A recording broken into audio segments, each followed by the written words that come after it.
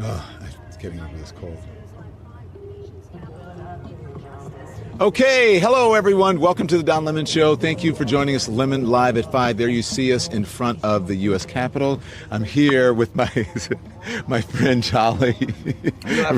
No, I'm not laughing at your shirt. So we're here with Jolly. Jolly is, we call him our chief Washington correspondent because he's often out here on these streets. And then we have journalist Tara Palmieri, host of The Red Letter and the Tara Palmieri Show. Yeah, and Tara's been doing some tremendous reporting on Epstein. And then we have Michael Fanone here, as you know. Michael he is a police expert. He was here for the insurrection. He is our expert on what's happening around the country with military officers joining the streets. Michael, thank you for joining. Yeah, no, thanks for having me, buddy. Thank you. Okay, so we're going to start with the news of the day. We have lots to talk about. We're going to talk about what happened in New York City, Donald Trump offering the mayor of New York City a job. We're going to talk about, as I said, police being on the streets. We'll talk about Marjorie Taylor Green, who did not have any love for me today. We will discuss that. And we're also going to talk about the Epstein survivors, as I like to say. I don't like to use the term victim. As you guys know, if you watch, I am also a survivor of childhood SA, we'll say here, so not to the AI won't kick us off. And so today was very important, I believe, to a lot of folks who have had similar experiences around the country. And so while we were here at the Capitol reporting and the victims were pouring their hearts out and being vulnerable near the steps of the Capitol, the President of the United States was disrespecting them in the Oval Office. Listen. Mr. President, right now there have been survivors of Jeffrey Epstein speaking at a press conference on Capitol Hill. They're calling for these case files, these documents to be released. And Thomas Massie, who is sponsoring a discharge petition to get the House to vote on releasing those documents, says he doesn't believe you're implicated in these files, but many of your friends and donors may be, and he says that's why the Justice Department is redacting them and slow walking the release. Is the Justice Department protecting any friends or donors, sir? So this is a Democrat hoax that never ends. You know, it reminds me a little of the Kennedy situation. We gave him everything over and over again, more and more and more, and nobody's ever satisfied. From what I understand, I could check, but from what I understand, thousands of pages of documents have been given. But it's really a Democrat hoax because they're trying to get people to talk about something that's totally irrelevant to the success that we've had as a nation since I've been president.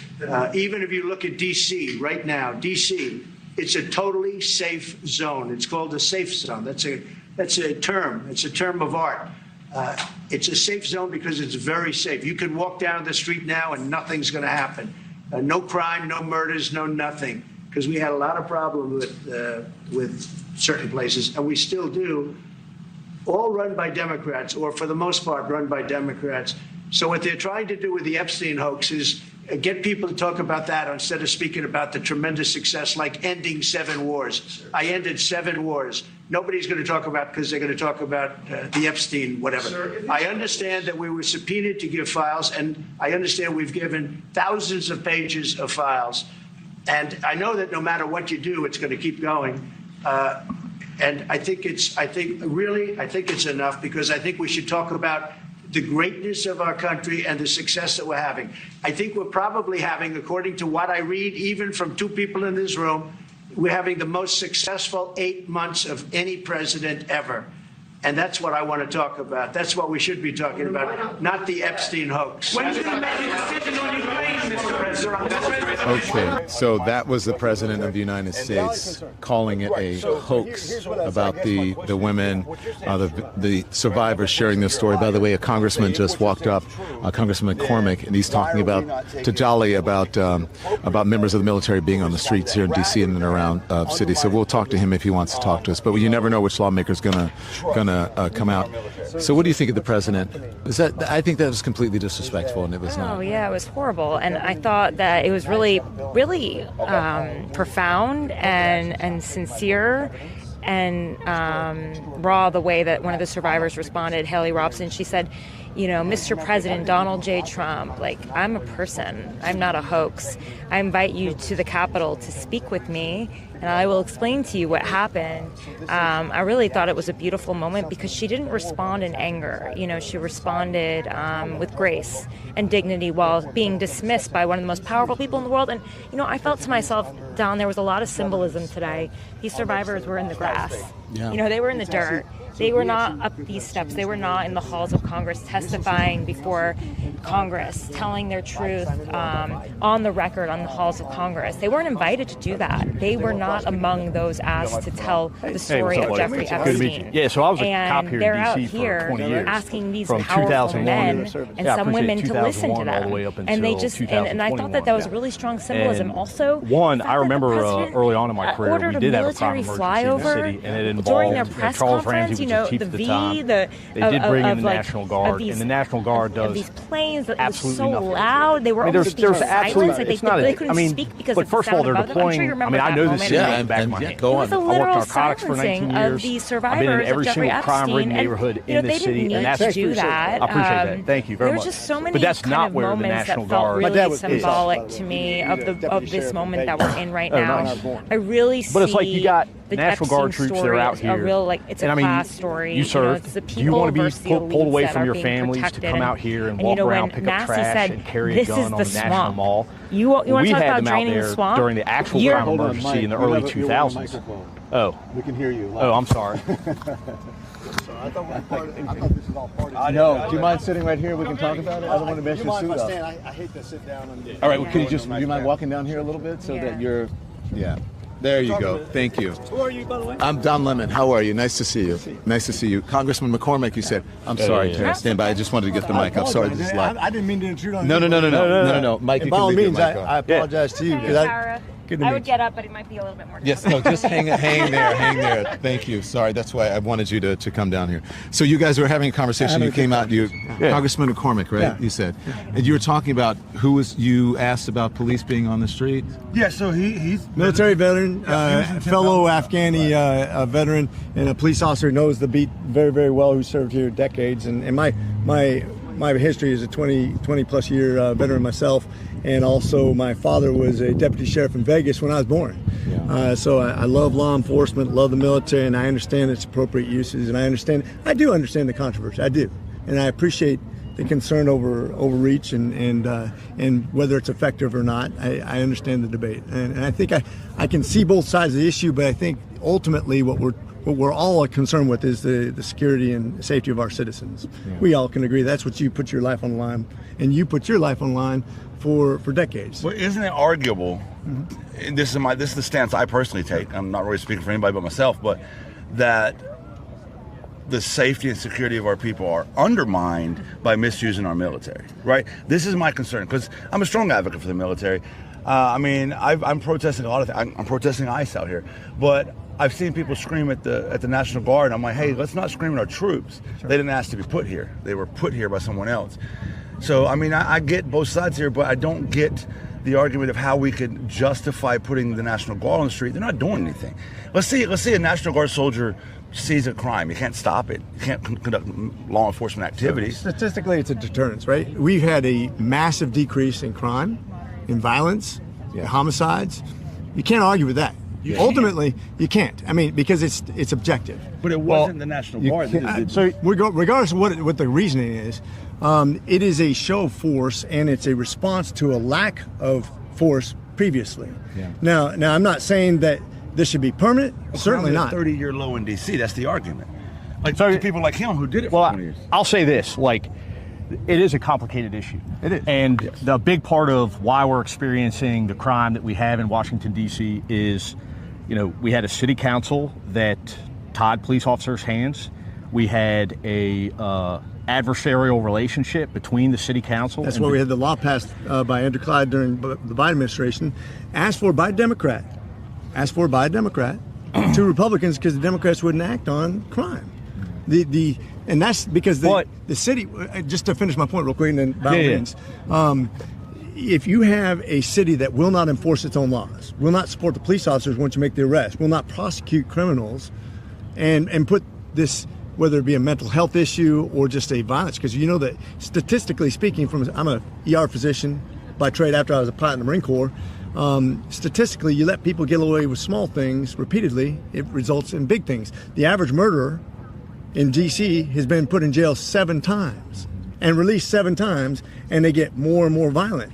You know, one of the reasons, I'm going to let you go, Mike, a lot of the reasons that these things happen, you have people who have mental health issues out on the streets, is because it's not taken care of in this building. And many times it's Republicans who are killing funding for mental hospitals and services that will help people who are out on the streets, and that would reduce crime. Or adding more police officers to the force and adding mental health experts and therapists who can deal with people who have mental health issues and help to de-escalate situations. So it's not just Democrats that there's a problem Certainly in not. crime in cities. But I'm only addressing the one portion that we could address at this moment. If you look at the national challenges of mental health, and like I said, what I would do is I'd have somebody brought to me that was obviously schizophrenic or having some sort of psychological challenge, manic, and doing something to break the law or threaten people. They'd be brought to the ER. I'd have to sedate them. I'd have to restrain them to get them calmed down. Then I'd have to put them in a special portion of the ER, and then they would get admitted to a psychiatric facility. But if those people were already in facilities, if the funding wasn't cut, they wouldn't be out on the streets. I'm about to address that. So actually, this is a bipartisan issue, and it's also a state issue too. So what happens, we put them in not a sanatorium because those are no longer allowed, right? So we don't have permanent facilities for anybody. Not just because of funding from the federal level, but from the state level also. Because the way we saw them actually is a bad thing, because people were being abused, right? Correct. And so what happens now, we treat them, we get them well, then we discharge them, and they repeat. And so it's the most expensive possible way. Ironically, we're not saving money. Yeah. We're spending the most amount of money because they go to the ER regularly. Yeah. I see the irregulars for me. If I may, I want to say 2 things really briefly. I would really love, Congressman, if I could just get a direct answer, because I've been asking other congresspeople this too, not just you. And I appreciate that you're taking this time to talk to us impromptu. Yeah. So this is an important issue. I agree, because as a veteran, it tears my soul apart. See the military industry, the way they're being used as photo opportunities and puppets. But crime in D.C. is at a 30-year low. So how in the world can we even justify this misuse of our military? We're at a 30-year low. I don't understand it's how. All relative, isn't it? So, I don't think it's relative at all. It's relative to what we experience. So I'm telling you, as a congressman, and as who has had peers recently carjacked, who've had staff. Those are anecdotal, Congressman. Statistically, so when you know, this is 435 members, right? We also have staff, and it's a small percentage of people that I know, and I know of at least 20 people inside of my friend group that have either been assaulted or threatened or chased or abused. Here, I don't have that in Atlanta. Atlanta's a bigger city than Washington, D.C. I live in Atlanta. Atlanta has problems. But I'm telling you my experience. Yeah. You can solve it anecdotal, but I don't have 20 people in Atlanta. Now in Buckhead, they did have a problem. And guess what happened? In Buckhead, we actually addressed the problem. I'm from Baton Rouge, and I'm from Louisiana, and their crime rate is worse than Washington, D.C., and yet they're sending members of the National Guard. Here's exactly the problem. So if you go to Baton Rouge, I grew up in Baton Rouge. I'm from Baton Rouge. If I go to Baton Rouge right now and I'm not feeling safe, shame on that local principality for not stepping up also. This is exactly what this is about. But then why is Louisiana sending National Guard here where they should be doing it to their own? Why isn't Donald Trump sending National Guard to Louisiana? So here's the great question.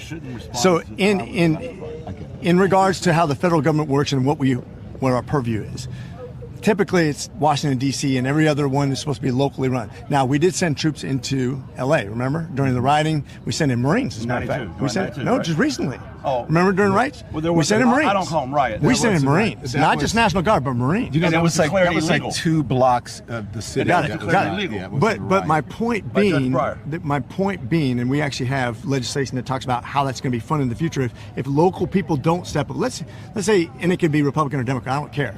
But let's say the local person doesn't want to stand up against January 6th rioting or whatever. Or I say I'm trying to make this balance, right?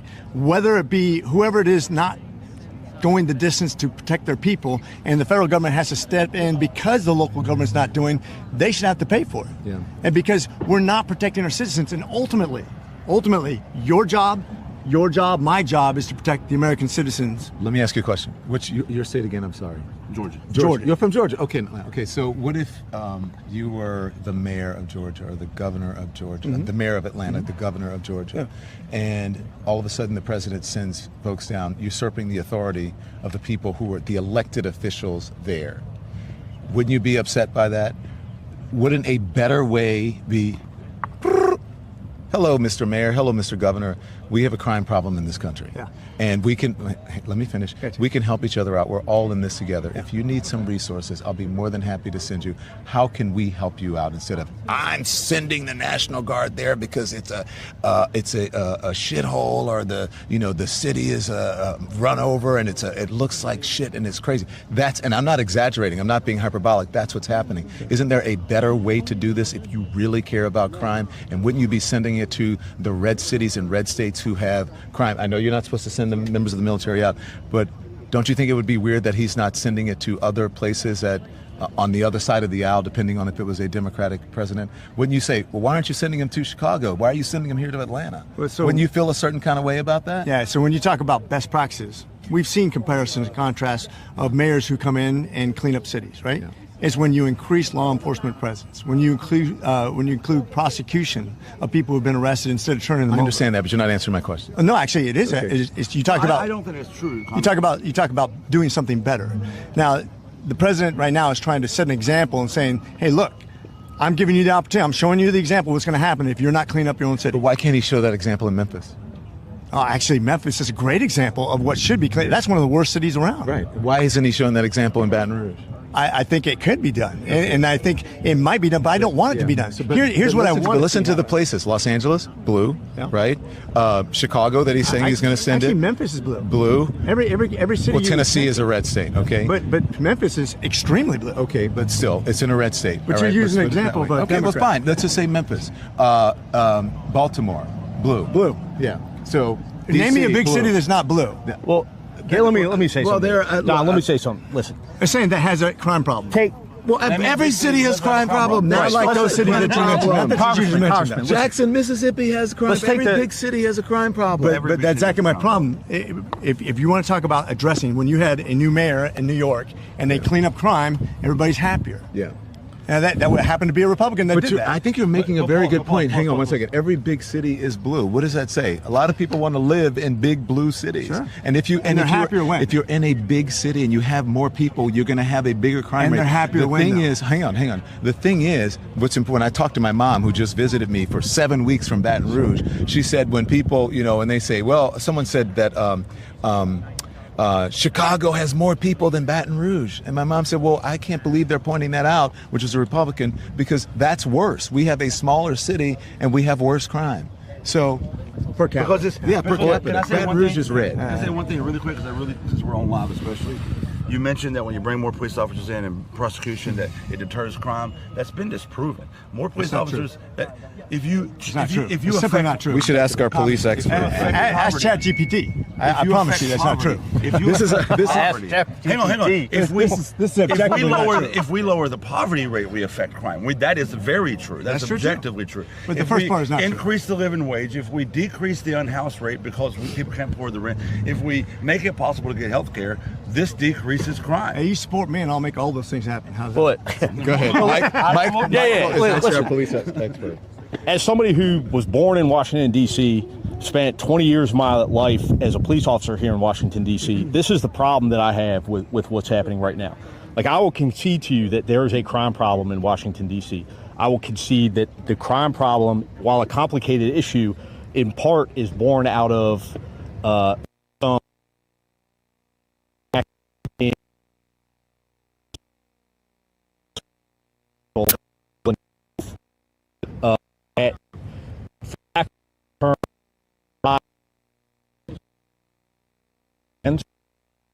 to a lack with city, so a significant portion of a lot of experiencing the city, the robberies, the carjackings, things of that nature.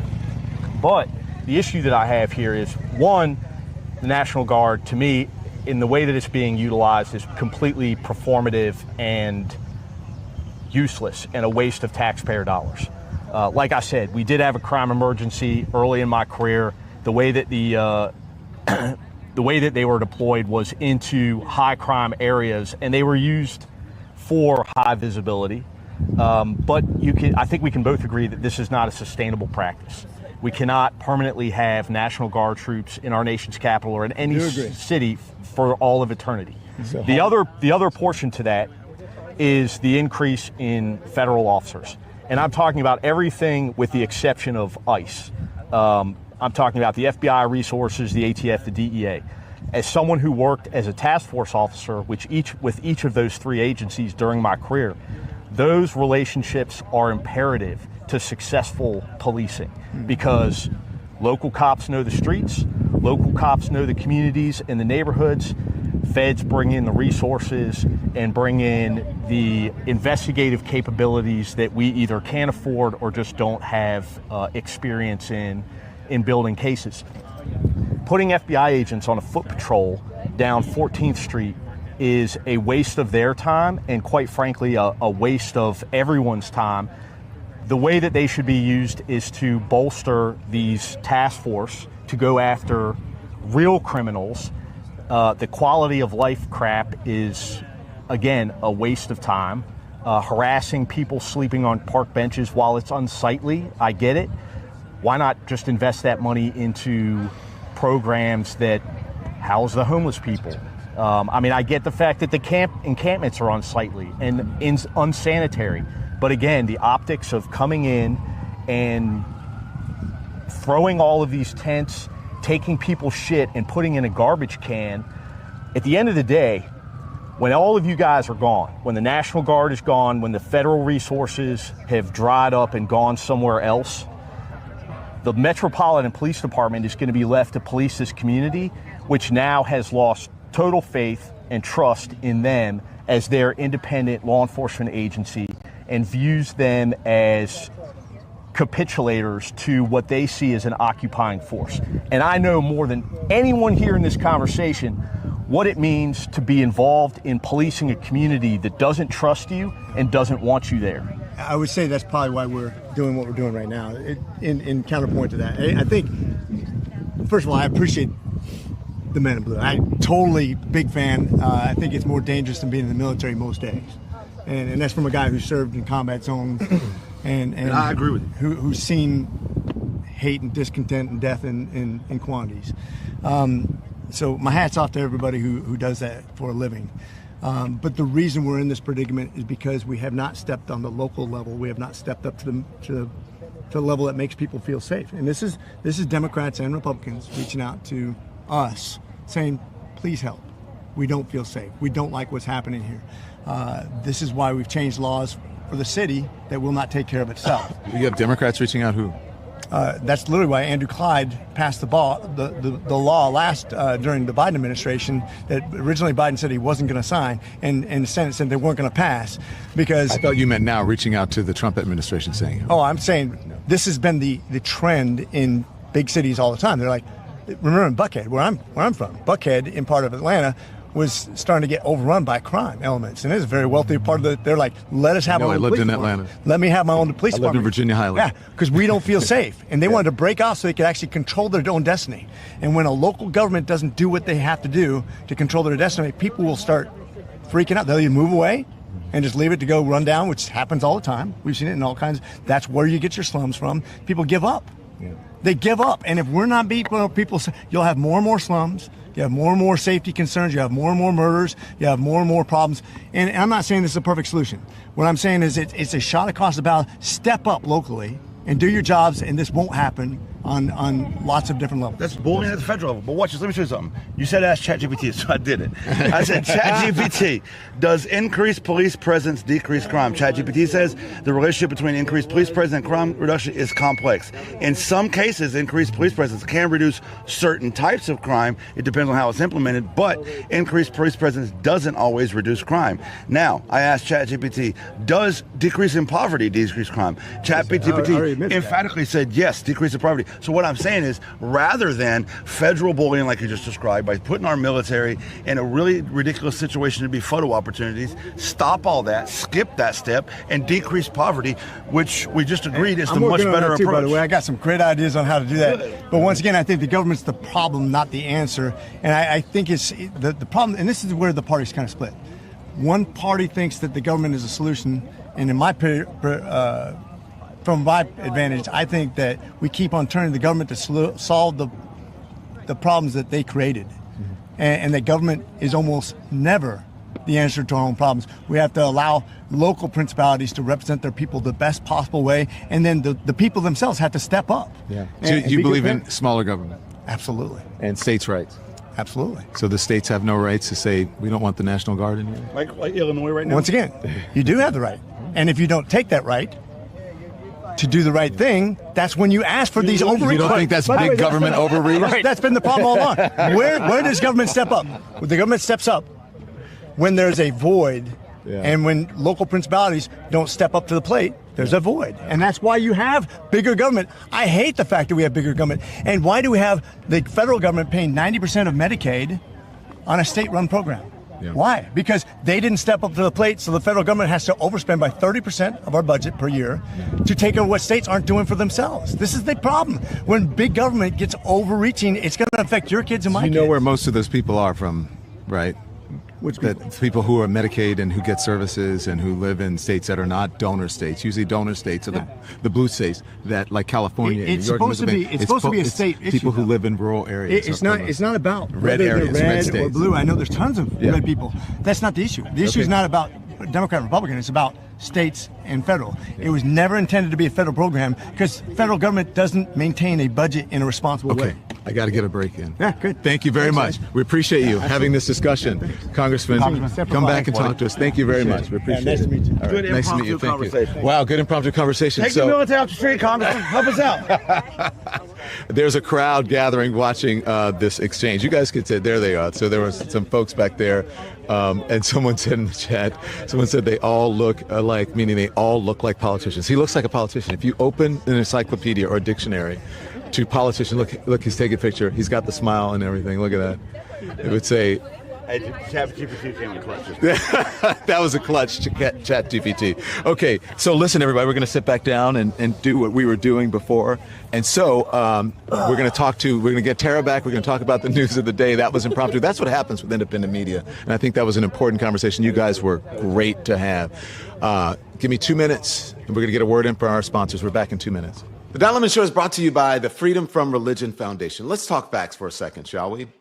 All across the U.S., politicians are pushing religion into public schools.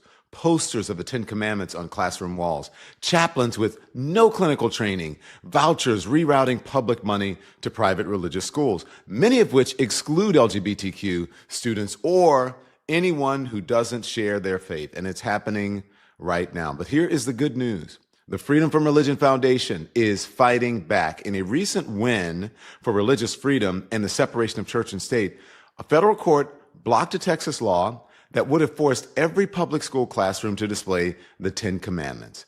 This matters because protecting students from religious coercion means protecting everyone's rights, not just the majority's rights, okay? So don't let your rights be rewritten. Learn more at ffrf.org/school or text DON, that's D-O-N, to 511-511. Text fees may apply. Support for the Don Lemon Show comes from Shopify. So, when I started this program, it was just an idea, one of those maybe someday dreams.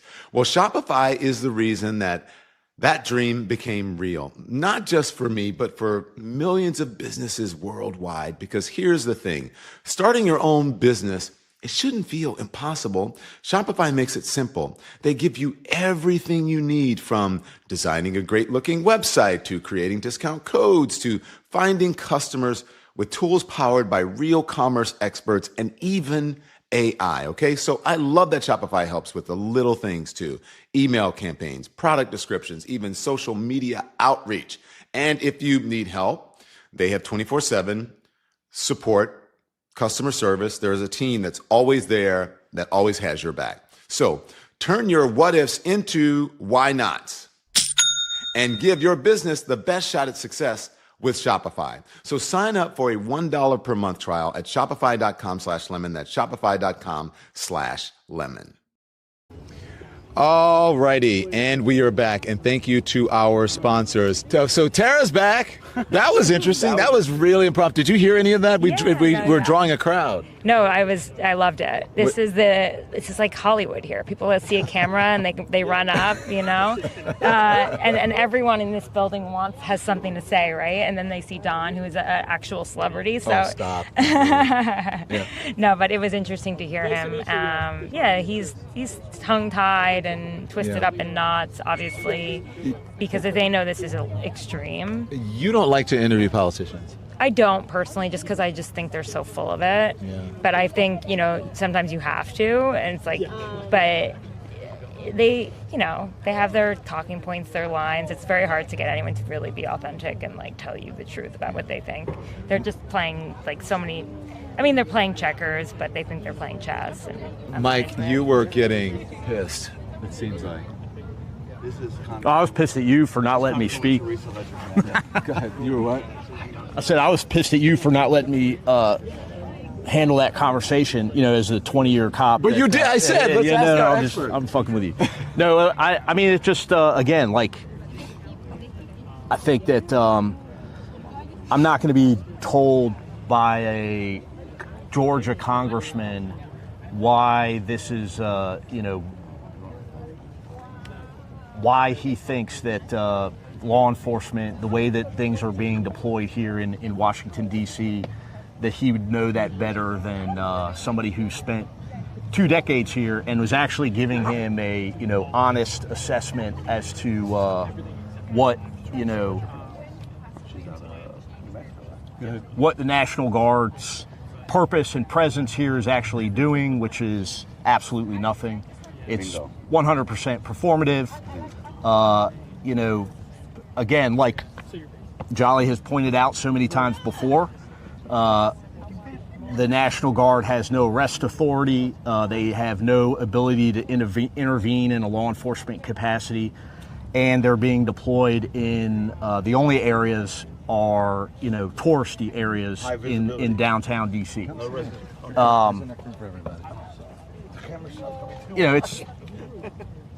It's just a waste of time. It's a waste of their time. It's a waste of taxpayer dollars. And it's money and time that could be better spent bolstering the Metropolitan Police Department's numbers, investing in federal partnerships with the Metropolitan Police Department so that they actually have the resources that they need to surgically remove criminals off the streets of the District of Columbia, not cast a wide net. This guy seems to have a problem with it. You seem to be spending a lot of time. You got something to say, sir? No, I'm more than happy to listen to you folks. I'd love to hear the other side. Okay. He was just here. We had the other side. Love to hear the other side. Yeah, yes. No, so as a police officer, spent 20 years here, the way that you remove criminals from the street and not ruin relationships with the community is you conduct investigations, you do investigative-based policing. You don't go out and just harass random citizens and cast a wide net in the hopes that, you get somebody breaking the law.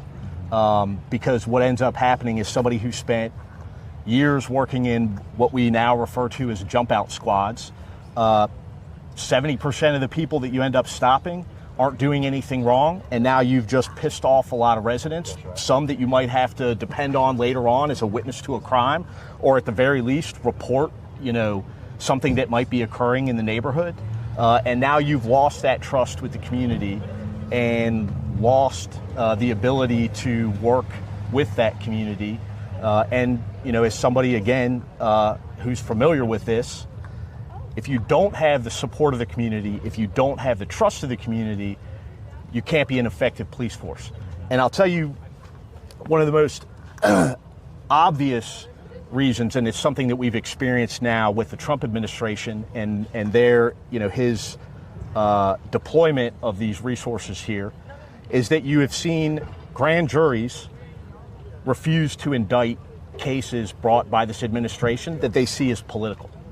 And so, as somebody who dealt with that during, the Black Lives Matter protests in what we called runaway juries that refused to indict because they didn't trust law enforcement. And so at the end of the day, they can charge whoever they want. They can do whatever they want, but it's up to the people, the residents of this city, to convict them. And if we don't have the trust of the community, we're not going to get a conviction. And then what was all this for? Not a goddamn thing. Thank you, Mike. Congresswoman, we're going to talk real quick. I want to talk about Epstein, so we have to get, because Tara has a limited amount of time. But what do you think of what the officer said, Michael Fanone? Well, I think he's making a very important point. Congresswoman Teresa Ledger, New Mexico. Sorry. Teresa Ledger Fernandez from the great, beautiful, and beautifully diverse state of New Mexico. But I'm also the chair of the Democratic Women's Caucus, and I think right now we are in a place where women are not safe in Trump's America, where people who might be just walking along the street are not safe in Trump's America. And that's kind of, I think, what the police officer was saying, right? Where is, when you have displays of force rather than protection of community. I think that's kind of what he was touching at. And we need to remember that Republicans have cut funding, the kind of federal funding that goes into law enforcement. We've cut the cops grants. We have cut $1 billion from the DC. We are holding back $1 billion from the DC. So how do they then have the resource to put in to policing? Democrats have consistently supported funding law enforcement and doing things that doing it the right way. By the way, hold on. Defund the police was not a Democratic thing. That wasn't the mantra. Most people in the Democratic Party did not believe in defund the police. Right. Those are the facts. No, the facts are that we always... There's no Democratic leadership. That was not a slogan for the Democratic Party. There were a few people in the Democratic Party, perhaps some folks in the squad. But if you listen to conservative media and Republicans, you would think that the Democratic mantra was defund the police, when the facts don't show that. As a matter of fact, most Democrats said we should be adding police and not taking. Am I wrong? That was not a Democratic thing. I mean, I think if you look at the budgets in the law enforcement, we increased funding for law enforcement because we wanted to make sure we did it right, because we have to protect people. And let's go back to Epstein, because we need to remember. That's what I want to do. I want to talk to her about it. It was about crime. Yes. We are talking about, this is about attacks on women. Yeah. This is about trafficking of women. And so at the base of Epstein is criminal activity that they don't want us to pursue. So please follow up. Tara, sorry. Yeah, I was going to say the same thing. I thought it was like a very important moment because I think people finally realized in Washington that this is actually a really heinous crime story. I mean, this is not about politics and, whose side is right or wrong. I mean, this is about humanity and just seeing victims as survivors for who they are. And I mean, it's a pretty incredible moment to see Marjorie Taylor Green standing there next to a congressman from Silicon Valley, a Democrat, who represents some of the most powerful people in the world. And, they're standing side by side with Thomas Massie, who used to be a MAGA iconoclast, and they're, just saying, release these files. And it's not like there is some sort of partisan thread between them. It's just obvious right and wrong, and I think it's a class thing. And I still think there's symbolism in where they were. I mean, they weren't welcome inside; they were outside the halls of Congress. Let me ask you: how long have you been reporting on the Epstein case? I've been covering the case since his death in 2019, and I really got to know the victims. Virginia Giuffre, one of the most prominent victims, she came out in 2010 and told her story when no one else had said anything. And, we traveled around the country together trying to corroborate her story and finding, witnesses who could verify these horrific stories that were so terrible that they were almost too terrible to be believed. And, it kind of brings you back to this question of, like, what does it take to be believed, right? Yeah. Why are they not in there giving their testimony, and why is that not being used? What do you think today does? Does this move the needle in any way? Because I thought this was a momentous day, but who knew? Who knows? If you if you give me a second, I want to play the moment that you discussed earlier, when the military jets flew over. Yeah. And I asked Congressman Massey about that, and he thinks it was an intentional distraction and a slap in the face to the survivors who are out here. Here's the soundbite. This big happens, usually the White House will try to distract from it, especially this issue. Are you worried that they're going to do that, and what do you think it might be? Well, they've already tried that. The Speaker of the House sent us on recess for 5 weeks early. I meant today, but yeah. To try to make this issue go away. Today, they did a flyover of the Capitol. That flyover, I believe, was scheduled after this press conference was announced. And I think I don't know that they did that on purpose, but if they did, that would be highly disrespectful. There will be no limit to the weapons of mass distraction that the White House will apply to try to make this go away. But the thing is, these survivors have spoken today, some for the very first time. Now there are faces and voices associated with this that will not go away. We heard it from the survivors. You heard it from me. We're not going to let this issue go. And the discharge petition stays live for another 16 months, until the end of Congress. Like, can you imagine just needing 1 or 2 more signatures for 14 more months? People are going to hear this at every town hall. It might not be the most important thing for everybody at the town hall, but somebody at every town hall is going to ask that question. Why didn't you sign the discharge petition? What are you hiding? Okay, and we are back. That was Congressman Massey. He said what Trump does, he calls it weapons of mass distraction. He said he definitely thinks it was intentional. That was a brilliant way to put it. You know, I think everyone forgets that he's a farmer with I think he's got a PhD from MIT. He's a really smart guy. But I thought one of the most poignant things he said, like, think about your daughters. Think about your sisters. And he was saying that. He's like, to my Republican colleagues, it was incredibly powerful because they're trying to shut him up right now. And that was what was happening. We saw a silencing using military force, literally using these. It was like a perfect V flying over the sky. And they had to stop speaking because it was so loud. It was so obviously intentional. That's a brilliant way of putting it. You mentioned Marjorie Taylor Green, and I have to...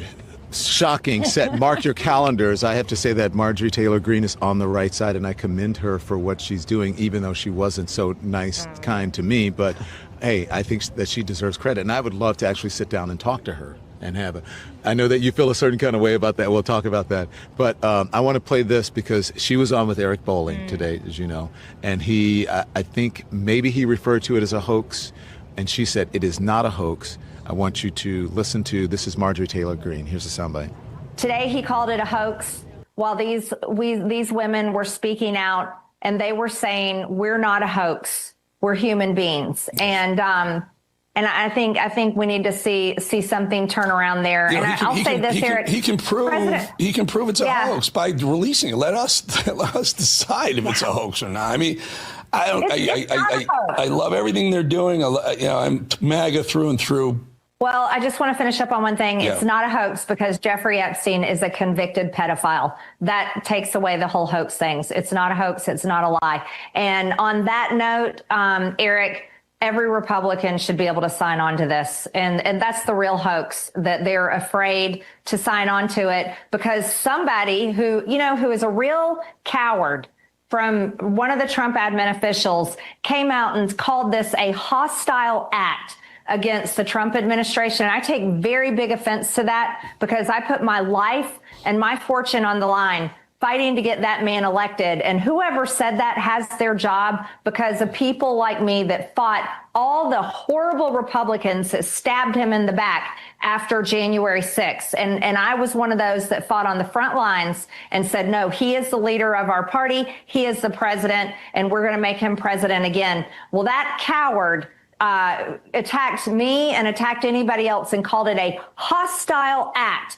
The hostile act was Jeffrey Epstein raping 14-year-old girls. That was the hostile act, and it's not a hoax.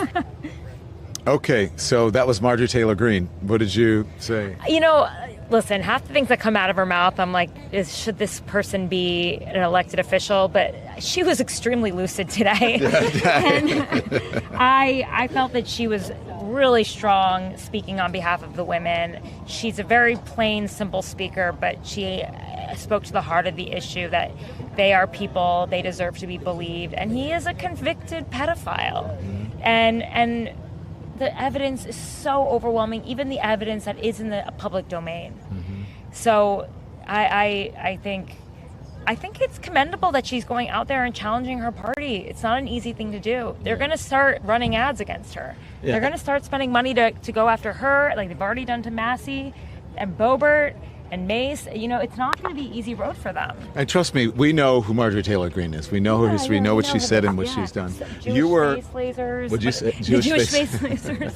I mean, I could keep going. Yeah. This is insanity. She got upset with me for going to her office with a group of people who we were following as, following as journalists, and she said that we bombarded her office, and that, and I said, well, she said it was an insurrection. Yeah, an insurrection.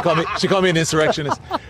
But it shows that you're the consummate professional, in that you would go there, you go to this press conference, and you speak to all the lawmakers that were present, including Marjorie Taylor Green, which, I mean, yeah. Tara has to slip out. Thank you, Tara. Thank you. Appreciate it. Is somebody who, listen, I think she's batshit crazy and an insane person, and it's I commend you for engaging with her. It's not something that I would ever care to do, but I guess in this particular moment, the enemy of my enemy is my friend. Yeah. But she's also, like, to the point she just made in her own interview, she's like ground level MAGA, right? Yeah. Like always, like I'm Trump. She's talking about this is not a hoax, and she's right, it's not a hoax, but she's still protecting Trump along the way.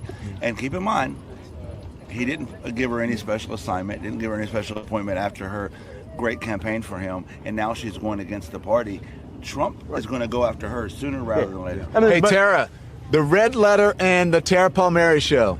Red Letter on Substack and the Tara Palmieri Show on YouTube. Go ahead. And I think that, again, I'm not so concerned with the motivation, but I think it's important to recognize that, her motivation for this is that MAGA is deeply rooted in, this conspiracy behind the Epstein files and the government, conspiring to hide the Epstein files because they think it's a bunch of Democrats that were on the list and they want to bring it out. And so, at least she's staying true to her, initial motivations. And I would imagine that a lot of it has to do with the fact that, her voters and her base sent her there and they don't want her to back away from this.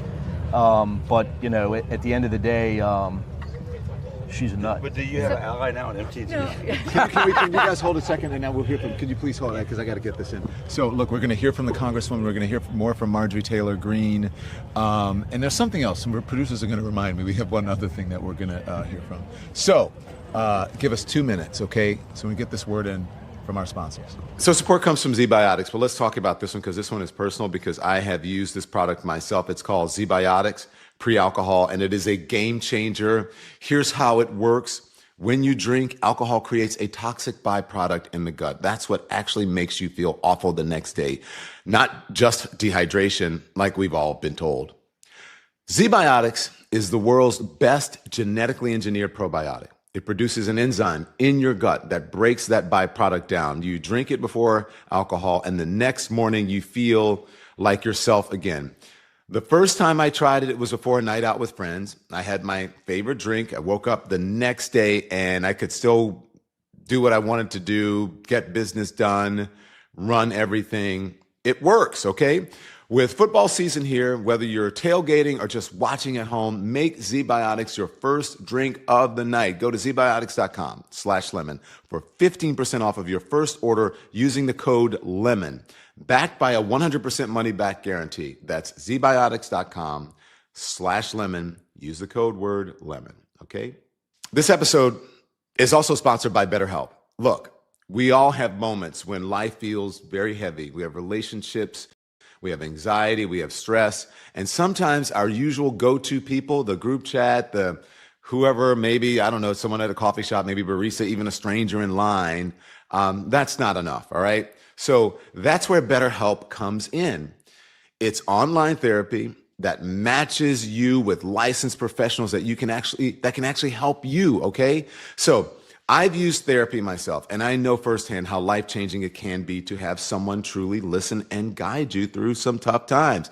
BetterHelp makes it easy. You get matched quickly, and if it is not the right fit for you, you can switch therapists at any time. Sessions are online, so you can talk from anywhere, and with over 30,000 licensed professionals, you're going to find someone who gets you, okay? Our listeners get 10% off of their first month at betterhelp.com/DonLemon. That's betterhelp.com/DonLemon, betterhelp.com/DonLemon, because help shouldn't be hard. Thanks to all of our sponsors. Or Dan Bongino. All righty, so we're back now. So thank you for being so patient, Congresswoman. Congresswoman Teresa Ledger Fernandez. And as you said, this is a quote from you, okay, from Forbes. It says, GOP is helping Trump and the White House to cover up the Epstein files. You believe that? I absolutely do, right? And they're covering up the files of pedophiles, right? They refused to release the files which will incriminate all of those who engaged in this criminal activity. And I'm chair of the Democratic Women's Caucus, and about 19 of us met with the 8 survivors and their attorneys to ask them, what do you need us to do? How can we support you? And they want to not just make sure that those files, and they know what's in those files. They told us, follow the cash. Look, there are cash transactions that show exactly who got paid for what girl was trafficked. We need to see that. But then the other thing they wanted to make sure is that we do what we can so that this doesn't keep happening to women and to children. Because let's go back to what this is. This is criminal activity where we are raping and beating the women that we love in our communities. And we are not listening to them.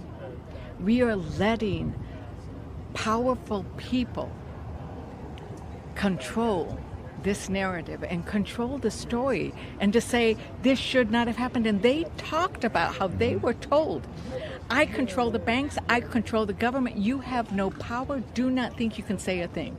They shared that with us. And what do we have now? We have the most powerful person right now elected having planes fly overhead and say, we still control you. But their voices were so strong today, and we need to make sure that Americans keep listening to their voices and listening to the courage they have. And I wish that we got at least 6 Republicans to have the courage that those women have. Because imagine what they've gone through, and they had to relive it all today. Speaking of Republicans, let's go back to Marjorie Taylor Green. You heard what she said, and you are happy that she's on this side, but are you being a bit reserved about how you feel? I love the fact that Marjorie Taylor Green has signed onto this. I'm not going to ask why they've done it. Right. I am grateful that they've done it. Now listen, Tom Massey, he sat on the Rules Committee with him. I am a co-lead on a bill with Tom Massey. I appreciate that man because he votes his values. I mean, he was one of the few people who, based on the fact there was a $4 trillion deficit hit, he said, I don't believe in deficits. He voted against that bill. Actually, I don't agree with everything he says, but I actually respect the fact that he will vote his values and his principles. And Marjorie Taylor Green, you said? I appreciate the fact that she is supporting this. And also Nancy Mace as well. Spoken like a true politician. Nancy Mace as well. I mean, and the thing is that, listen, so many women in America have been raped and have been abused. And why each person who has come to the decision to sign that petition, I am going to respect it and be thankful that they have done it. Yeah, I mean, what can you say to that? By the way, okay, your person is saying, get out of here, you gotta go. Thank you so much. Great. It's a real pleasure. I love sitting on the steps with those, and thank you for what you've done, and we'll keep raising the issues. Because, once again, we cannot let them rewrite the history of January 6th. Because last night, they voted to rewrite the history of January 6th up there on the 3rd floor.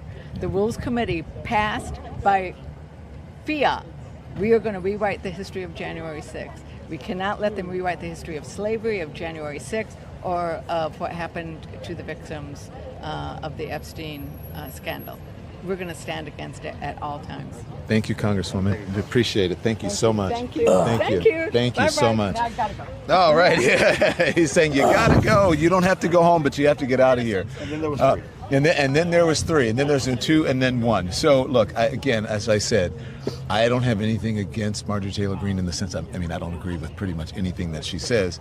I did not bombard her office, but the thing is that I believe that a lot of these people have forgotten. She may be on the right side, and I commend her for what she's doing. I agree. She may be on the right side now. You say, why do you even bother talking to her? No. I know why because you're a journalist. Yeah. I'm not a journalist. I don't give a fuck what comes out of Marjorie Taylor Green's mouth because most of it is bullshit and lies. I mean, okay, she's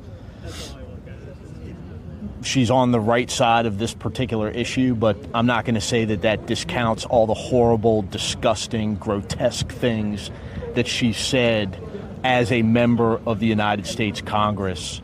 And so, for that, it's just more than enough. I would rather that she just wasn't serving at all, and we'll continue to fight to make sure that people like that are not acceptable members of the House and Senate. Hold your thought. I want to play. This is Marjorie Taylor Green. This is how I believe that reporters and that people. I think that reporters have to hold the powerful to account, and they have to answer your questions. And if you don't want to answer the question, you don't attack people personally, you don't distract, and it's happening a lot here in Washington, D.C. right now because people are just afraid. Many people are just afraid. So I just want to play this. This was and I don't think that I was being confrontational, unreasonably confrontational. I just wanted answers to her question, and then I'll play this, and then I'll explain to you what happened. Here it is. Are you reaching out to other Republicans to join it, and if so, how? Oh, wait. Weren't you harassing my office yesterday? No, I wasn't. I was there reporting. Yeah, no, I have a video of you busting in my office. I was there reporting. But I would like to stick with. How are you encouraging other Republicans to sign on, Marjorie Taylor Green? Jordan, hi. You said that you were. She's not going to answer the question. I'll ask her again. Weren't you harassing my office yesterday? Yeah, no, I have a video of you busting in my office. No. That is the wrong soundbite. The next one. Can you answer my question, Congresswoman? Respectfully, I'm asking. Don't push me, sir. Please. Hey. You were thrown out of my office. I'm just asking you a question. You're breaking the line. I'm not breaking the line. You're pushing me. That's assault. So, Congresswoman, can you answer my question, please? No, I didn't get your email, Rick. Are you reaching out to other Republicans, and who? How are you doing it? Let me ask you, I saw Nancy Mace having a panic attack yesterday. She asked me to not show the video because she wanted me to respect her privacy, and I didn't. What do you think about this? This is traumatic for a lot of women and survivors. How are you doing? Oh, thank you. So, Congresswoman, you said to go through the protocol. If I do, will you give me an interview? Congresswoman, will you? Congresswoman, can you answer my question? So, Congresswoman, I'm going to put in a request. You said I could go through the protocol, and I'm going to see if you give me an interview. You don't think the people have a right to know? You guys, make sure. Remember, you're a public servant. You answer to the public. So, hi, how are you guys? Hi, good to see you. So, that was, what did you think? Well, what I was going to say, first of all, I'm not surprised that she's going to play the victim card because you wanted to ask her a question. They want all their questions tailored to be, from a certain audience. But I think it's important that we point out what the GOP, Senator LBR, what's going on? That's Lisa Blunt, Rochester. We're on live, just so you know. You can come in and say hi. Hi, Lisa Blunt, Rochester, Delaware. Hi, Senator Rochester. Thank you. How are you? Good to see you. Thanks for coming in. My daughter's a lemon head. Yo, your daughter's a lemon head. Tell us, yeah. tell the folks. Oh my God, my daughter Alyssa loves you. We know we love you. Yeah. It's good to see you. Thank you. Just left the Senate side. No votes today. So I don't know if that means things are awry. Just again, glad to be on the battlefield. So just wanted to come in. I saw you, so let me just say hello. And my daughter, the lemon head. Thank you. We were just talking about that. Now, there's a way that you just come over and talk to people and whatever. We're not getting that reception from everyone here. Well, hey, I can relate. I will say I can relate. But these are really important and tough times. And so you're talking about serious stuff and you're informing people. And in a moment where, I love Beyonce, so I would say we need to get information and information. Yes. We need what you're sharing with people. Can I ask you about these brave survivors came out today on the lawn here and told their truth and their struggles and their stories about what happened and how they've been struggling over decades. What did you think of that? Yeah. And the president called it a hoax. Again, this is why truth telling is so important in this moment. And this is why people's stories are so important. That's what people resonate with. They know what they've been touched with. And these are family, these are friends. And so to me, it takes bravery in this moment. And again, each of us has a part to play. And I tell people, I write poetry. If that's what you do right now, do that.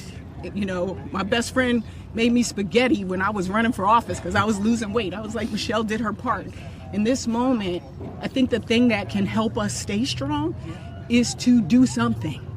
We don't all have to do the same thing. Just do your part. Anyway, I gotta go. Thank you, Senator. I gotta go. You gotta become a lemon head too now. Yes, I am, and I love lemon heads too. I'm a candy junkie. Thank you. So, Thank you. Watch your step. Watch your step. Thank you so much. It was so kind of her. You're friendly with her, right? Yes. A funny story about them. We had when Hakeem Jeffries and Cory Booker did the sitting on the steps. I announced it about 7 o'clock in the morning. Bye. That's Tara Palmieri. Oh yeah, you can have a pic. Come on in. We're former teleprompter. Yeah, come in here and tell the story. Come in here. Full circle. And then, unless you want to have dinner with us, you have to go. Well, we could. I don't know. It's up to Courtney if she can do it. Okay, so tell the story. We met in. Okay. Yeah. So, we met 2004. 2004. In Atlanta? Or no, 2008. 2008. Yes. 2008 to 2010. Yes. I became a news assistant, and Dawn was an anchor on CNN, and so was Courtney, which is how we became friends. Down the street, we were the news assistants. So whenever he came to Washington, we were there rolling his teleprompter. While, trying to stay awake and or not be hungover the whole time. Look at you guys. You guys now are big stars. Courtney and Tara, you're big stars. Oh, well, I will say, Don, you were always a joy. I can say it because I'm not in that industry anymore. I'm in comms. I'm not in the industry anymore. You are a joy. There are a few people now who weren't always a big delight, but you were always so kind and fun, and you brought great energy in the mornings when you showed up on set. Yeah, thank you. You're just what we needed. Tell people they shouldn't believe everything they read because you know what they tried to do to me. Yeah. Well, she knows she works in comms. She knows how it works. that means you're hot. That means you're hot. That if when you're doing good and you're popping, there's always. I tell her the same thing. You're always gonna have haters. So. Yeah. Haters gonna hate. Haters gonna hate. Tara and I are on this independent thing together. Yes, Tara, I really appreciate what you're doing. You are killing it. I'm so proud of you. Thank you for having me. All right, let's get this picture. Okay. Are you ready? Yeah. All right. Thank you so much. Michael's like, I'm out of here. Yeah. Michael's used to all the ladies loving him, so he's. That's not true. Ready? Yes. Thanks. Thank you. I'm so proud of you, and thank you for the kind words. Well, it's the truth. Thank you. It's the truth. Thank you. It's so good seeing you I'll guys. see you. If you guys want to, if you have some time, if you want to have dinner, I'll buy you guys dinner if you want. Are you going to be on the hill, or where are you going? No, I'll tell you where we're. I'll text you if you have time. Because I might go back to her place. Tell the live stream you're Okay. exactly. All right. Okay. Yes. They know where the. Sorry. Bye. Thank you. What did you say? I was going to say, as far as the MTG thing, so I want to point out how the GOP has moved the bar to hell, right? Like, this is one of the easiest issues to be on the right side of, to stand with survivors of a horrific, violent crime where there is a preponderance of evidence, even publicly, that it happened. And we already know there's more of a preponderance of evidence not publicly, which is why they're working so hard to bury it. And so you know, to be on the wrong side of this issue takes an absolute moral void and a lot of fucking effort. So for us to applaud MTG for being on the right side of the issue just shows us how far the bar is in hell with the GOP. This is such an easy issue to be on the right side of. Yeah, I agree. Yeah, I mean, the bar is that low because, well, for this particular issue, there's a strong likelihood that, you know, Donald Trump is implicated in this, and he has such a stranglehold over the Republican Party. And so you see all of these people, just like on so many other countless issues, so many Republicans bending themselves into pretzels, Fox News, right-wing media, bending themselves into pretzels to somehow make it so that, you know, this is acceptable to the viewers, to the base. Like Congresswoman said, trying to rewrite the history of it. Look, Martin Luther King Jr.'s family, Dr. Bernice King and everyone else, said, do not release the FBI files on my father, because the FBI, if you're familiar at all with the civil rights era, They were not good to Dr. King. Correct. They were there to attack him and disgrace him and defame him, and they lied on him and they planted evidence against him while they infiltrated his movement as a way to publicly humiliate him. So those files don't hold factual evidential things about Dr. King. They hold evidence of the FBI's attacking Dr. King. So the family said, don't release that. They're going to use that as a way to attack my father. Donald Trump said, oh, too fucking bad, and did it anyway. So he releases everything. But when it comes to the Epstein files, we have the Oversight Committee being required to trick the Republicans to get a vote in to get the files released. The first 30,000 pages that get released a couple weeks ago, it turns out they're just shit that was already public. And now they're trying to get the rest of them released, and you see Donald Trump pressuring Republicans to vote against this. Marjorie Taylor Green's one of the few Republicans saying we should vote for it. Thomas Massey's another one. So on every other file, they just release it. When it comes to Epstein, they're making it harder every step of the way. So to Michael's point, Trump's in those files. Release the files. Right. But I think, you know, the other... White people. Yeah. But you have, like...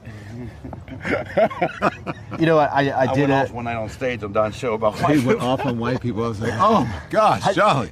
I did an episode today for my show, and I talked about, you know, that really what I'm looking for in this moment, because you can't trust whatever the government puts out at this point, because you don't have an independent Department of Justice, you don't have an independent FBI. It's plain as day. It should be for every American that, you know, these agencies work directly for and at the direction of Donald Trump. And so I'm not looking for, you know, for the smoking gun, so to speak, to come from these files. I'm looking for the testimony of these witnesses, not just the survivors, which we've gotten a taste of already now, but, you know, upcoming testimony from Kash Patel that's scheduled for later on this month, testimony from Pam Bondi, and testimony from Alex Acosta, the prosecutor that handled Epstein 1.0, in which he got that sweetheart deal, in which he was allowed as a convicted sex offender to serve his time in a minimum security facility, in which it's been purported now that he really didn't spend any time there at all. He was allowed work release, and he just kind of came and go as he pleased. And so how is it that this career federal prosecutor that now has a prominent position within Trump's administration, you know, no surprise there, what does he have to say about all of this? And, you know, but then I'm also somebody who was a witness for the, you know, select committee that investigated January 6th.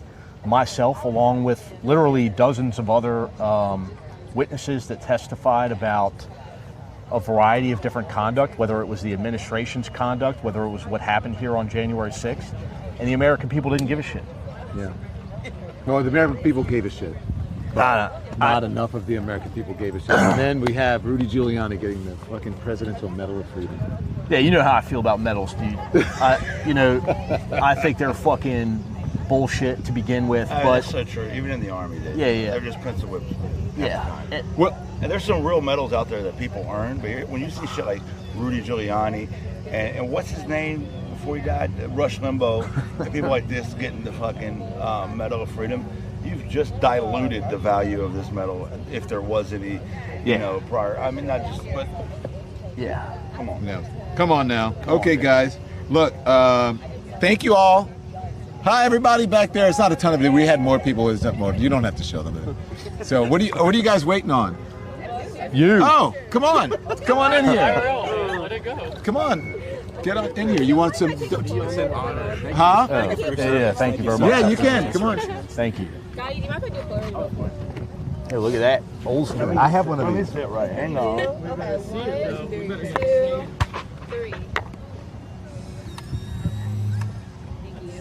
Thank you. Come on. Okay, how are y'all doing? Oh wait, Zoe, could you take a picture of all of us, please? Okay, guys, Maggie, you got it quick. Come on, we're on live. Let's go. I'll sit right here. Okay, all right. Go ahead. Okay. Y'all want to do a group one? Yeah. You ready? Okay, back. 1, 2, 3. Okay. All right, awesome. Thank you. Nice to see you all. Sure. Oh yeah, jump in here. Yes. Come on. Thank you for everything you're doing. Take one of you. Thank you, guys. Thank you. Appreciate Thank you, guys. Are we good? Can I take one with you guys? Yes, come on. Thank y'all so much. Yes, I got you. Thank y'all so much for all y'all. Thank you. Nice to meet you. It's a pleasure meeting all of you. We're good? Oh, come on. Yep. Come on in. Thank you. Okay, thank you so much. Thank you. Oh yeah. Come on in. Come on in here. How are you? You want to get right here? Yes, yes, please. Yeah. Sorry, I was just running. No worries. And I walked my dog I here, saw you so. waiting. All right, who's good? Ready? Do a close up too. I got you. Thank you so much. Thank you, guys. Yep. Peter, do you want a picture? Michael's brother is here. I'm messing with you guys. Okay, so here's the deal.